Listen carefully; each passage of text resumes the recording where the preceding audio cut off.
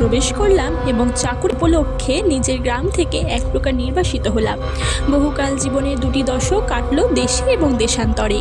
এই সময়ের মধ্যে স্বগ্রামে যাওয়ার সুবিধে হয়ে ওঠেনি। কালক্রমে গ্রামের ছবি মনে ঝাপসা হয়ে এলো।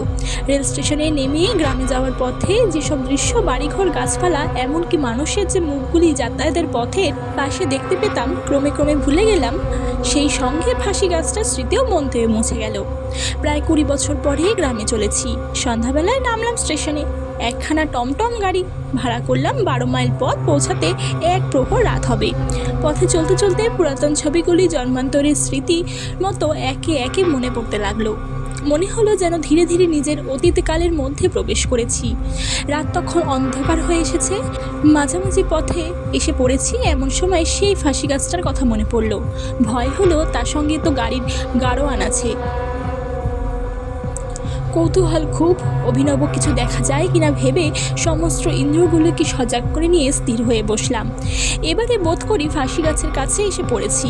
রাস্তার বাঁদিকে গাছটা, ওই তো গাছটা, কি বিরাট! অন্ধকারের আধখাল্লা পড়ে যেন এক গৈরী অতিকায় পুরুষ। লোকে যে ভয় পাবে তা আর আশ্চর্য কি! আমারই সর্বাঙ্গ শিরশির করে উঠল।